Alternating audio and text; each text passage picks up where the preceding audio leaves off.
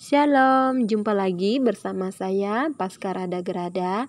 Pada kesempatan kali ini saya ingin mengajak adik-adik semuanya untuk belajar bersama-sama tentang pelajaran pendidikan agama Katolik dan budi pekerti. Dan pada kesempatan kali ini kita akan membahas tentang 10 perintah Allah. Apa itu 10 perintah Allah? Mari kita simak pembahasannya. 10 perintah Allah disebut juga dengan 10 perintah Tuhan, yang dikenal pula dengan istilah 10 firman Tuhan.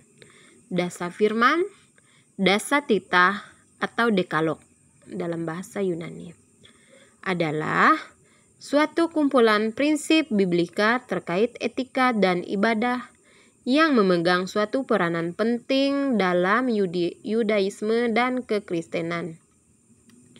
10 firman Allah atau 10 perintah Allah ini diturunkan oleh Tuhan Allah kepada Nabi Musa di Gunung Sinai ketika bangsa Israel di padang gurun. 10 perintah Allah ini diberikan Allah kepada Musa untuk mengatur hubungan Allah dengan manusia dan juga untuk mengatur hubungan manusia dengan manusia. 10 perintah Allah merupakan peraturan Allah bagi manusia di dunia ini. 10 perintah Allah ini diturunkan karena banyak manusia berbuat dosa dan kejahatan. 10 perintah Allah diturunkan supaya manusia bertobat dan memperoleh keselamatan. 10 perintah Allah diturunkan supaya manusia menghindari dosa dan menghindari perbuatan jahat. Apa bunyi dari 10 perintah Allah itu? Mari kita simak penjelasannya. Yang pertama, Akulah Tuhan Allahmu, jangan menyembah berhala, berbaktilah kepadaku saja dan cintailah aku lebih dari segala sesuatu. Artinya adalah, akulah Allahmu, jangan engkau memiliki Allah lain selain aku. Di sini kita jangan membuat dan menyembah patung. Kita harus mengikuti dan melaksanakan ajaran gereja Katolik dengan setia serta menjauhi segala bentuk penyembahan berhala dan tahyul. Jangan menyembah berhala, jangan membuat dan menyembah patung. Menghindari pembuatan dan penggunaan patung atau berhala untuk disembah. Serta kita harus fokus pada penyembahan kepada Allah Sang Pencipta. Bunyi perintah yang kedua yaitu jangan menyebut nama Tuhan Allah dengan sembarangan. Artinya kita tidak boleh menyebut nama Tuhan Allah dengan sembarangan. Menyebut nama Allah harus dengan penuh rasa hormat dan tidak digunakan untuk hal-hal yang tidak baik. Bunyi perintah yang ketiga yaitu kuduskanlah hari Tuhan. Artinya, perintah ini mengingatkan akan pentingnya menjadikan hari Minggu sebagai waktu istirahat. Mengikuti perayaan Ekaristi pada hari Minggu atau hari raya, sembahyang ke gereja, ibadat sabda, merayakan hari raya agama, tidak melakukan pekerjaan yang dilarang. Kuduskanlah hari Sabat ini juga artinya kita menguduskan Sabat, memperlihatkan komitmen kita untuk menghormati dan menyembah Allah, serta menjaga perjanjian kita. Itu akan menjadikan kita lebih dekat kepada Tuhan dan kepada keluarga kita.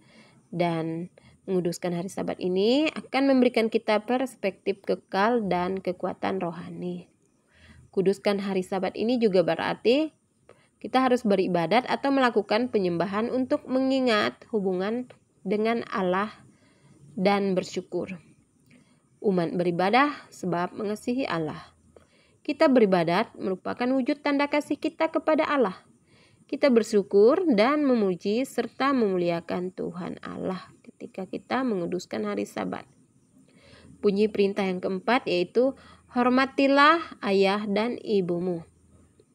Artinya adalah kita harus menghormati orang tua, menghargai orang tua, mencintai orang tua kita, mendengarkan nasihatnya, menghiburnya ketika ia sudah tua. Menghormati orang tua juga dapat kita lakukan dengan menemaninya, berbakti pada orang tua kita, membantu meringankan bebannya, mengakuinya sebagai orang tua kita, dan membahagiakannya.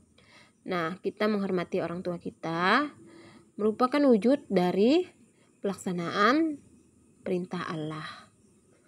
Perintah yang kelima yaitu jangan membunuh. Artinya adalah kita dilarang membunuh orang, apapun alasannya. Kita tidak boleh membunuh orang lain. Membunuh orang lain adalah perbuatan berdosa karena melanggar perintah Tuhan. Membunuh adalah perbuatan yang berdosa karena jelas-jelas melanggar perintah Tuhan.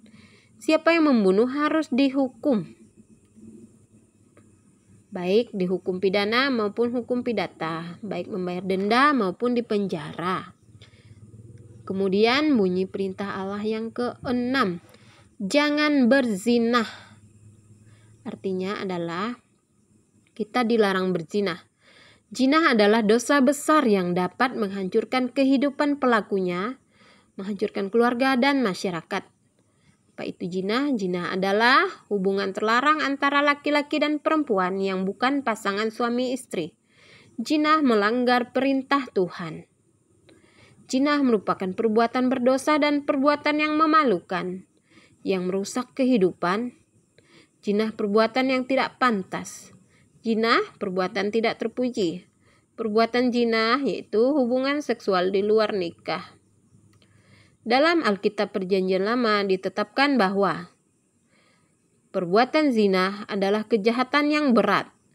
Hukuman atas perbuatan ini adalah pemberian hukuman mati. Caranya dengan melempari pelaku zina dengan batu hingga mati. Cara lain yang digunakan adalah dengan membakar hidup-hidup. Namun sekarang hukum zina bisa dipenjara. Di dalam Matius bab 5 ayat 27 sampai 32 yang berbunyi, "Kamu telah mendengar firman, jangan berzina. Tetapi aku berkata kepadamu, setiap orang yang memandang perempuan serta menginginkannya sudah berzina dengan dia di dalam hatinya." Nah, kita menginginkan orang lain yang bukan pasangan kita, bukan pasangan istri juga sudah berzina dan itu telah melanggar perintah Tuhan. Nah, sekarang bunyi perintah yang ke-7 yaitu jangan mencuri. Artinya, kita tidak boleh mencuri uang maupun barang milik orang lain. Tidak boleh mengambil milik orang lain apapun itu. Tidak boleh korupsi karena mengambil hak orang lain. Kita tidak boleh mencuri. Nah, mencuri adalah perbuatan berdosa karena telah melanggar perintah Tuhan. Kemudian bunyi yang ke-8 yaitu jangan mengucapkan saksi dusta. Artinya, kita jangan berdusta, jangan berbohong, jangan mengada-ngada, jangan memfitnah. Tidak jujur, itu artinya. Saksi dusta yaitu mengatakan yang tidak sebenarnya atau berbohong. Saksi dusta adalah perbuatan dosa. Kemudian perintah yang 9, jangan mengingini istri sesamamu atau selingkuh. Nah, artinya apa? Kita tidak boleh mengingini istri orang lain. Yang berarti jangan ingin selingkuh. Jangan ingin dengan istri orang lain. Tidak boleh mengingini istri orang lain. Jangan ingin terhadap suami orang. Jangan ingin terhadap suami orang lain. Nah, yang ke-9 ini kita tidak boleh menginginkan pasangan orang lain, baik istri maupun suami orang lain. Karena itu merupakan perbuatan yang melanggar perintah Tuhan. Yang zaman sekarang disebut dengan selingkuh. Tidak boleh selingkuh. Kemudian perintah yang ke-10 yaitu jangan mengingini milik sesamamu secara tidak adil. Artinya adalah kita tidak boleh mengingini milik orang lain secara tidak adil. Jangan curang jika mengingini sesuatu milik orang. Jangan mengambil hak milik orang. Jangan serakah, jangan tamak, jangan rakus, jangan iri, dan jangan korupsi. Nah, itu merupakan arti dari jangan mengingini milik orang lain secara tidak adil. Jika kita menginginkan sesuatu milik orang, tetapi kita merencanakan tindakan-tindakan yang merugikan orang lain, itu telah melanggar perintah Tuhan yang ke-10.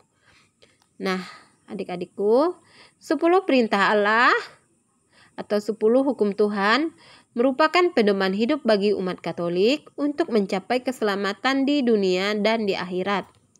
Dengan memahami dan menerapkan nilai-nilai 10 perintah Allah dalam kehidupan sehari-hari, kita dapat menjadi umat Katolik yang lebih baik dan beriman. Nah, sekarang untuk memperoleh keselamatan, maka kita harus menjalankan perintah Tuhan dan menjauhi larangannya. Perintah-perintah Tuhan itu tadi telah tertera pada nomor 1, 2, dan 3 itu merupakan perintah yang mengatur hubungan Tuhan dan manusia. Perintah supaya kita hanya menyembah Tuhan. Perintah supaya kita tidak menyebut nama Tuhan dengan sembarangan. Dan perintah supaya kita menguduskan hari Tuhan, berbakti kepada Tuhan, bersyukur kepada Tuhan. Kemudian yang keempat yaitu supaya kita menghormati dan menghargai orang tua kita, orang tua yang telah membesar, mendidik, dan merawat kita. Kemudian yang kelima yaitu hubungan kita dengan sesama. Kita tidak boleh membunuh, kita tidak boleh berzina karena dapat menghancurkan diri sendiri dan orang lain. Berzina itu dapat mengakibatkan kehamilan di luar nikah. Dan selain itu juga dapat mengakibatkan orang terkena penyakit jika orang berzina. Baik penyakit fisik maupun juga penyakit masyarakat. Dia akan dikucilkan, akan mendapat hinaan, akan mendapat malu, akan dikucilkan dari pergaulan. Nah, kemudian yang ketujuh, jangan mencuri tadi ya. Kalau kita mengambil barang milik orang lain, otomatis orang lain akan menjauhi kita. Orang akan takut dengan keberadaan kita karena perbuatan mencuri itu adalah perbuatan yang melanggar, perbuatan yang merugikan orang lain. Bersaksi dusta itu berbohong. Yang kedelapan ya, kalau kita suka berbohong, orang tentu tidak akan suka kepada kita. Karena berbohong itu dapat menyesatkan orang lain gitu. Kalau kita kebiasaan berbohong, orang tidak akan suka bergaul dengan kita. Kita akan dikucilkan, dijauhi, tidak akan ada orang yang percaya kepada kita. Nah, yang 9, jangan mengingini istri sesamamu. Itu yang sering disebut dengan orang selingkuh ya. Tidak boleh selingkuh, tidak boleh mengingini pasangan orang karena dapat merusak keluarga. Anak-anak menjadi cerai-berai, akan hati menjadi sedih, akan ada pertengkaran, permusuhan. Nah, itu semua harus kita hindari. Kemudian jangan mengingini milik sesama secara tidak adil. Itu kita jangan curang jika kita ingin sesuatu. Baik, sekian pembelajaran kita mengenai 10 perintah Allah. Semoga kita dapat menjalankan perintah Allah dan menjauhi segala larangannya supaya kita memperoleh keselamatan dan terhindar dari dosa.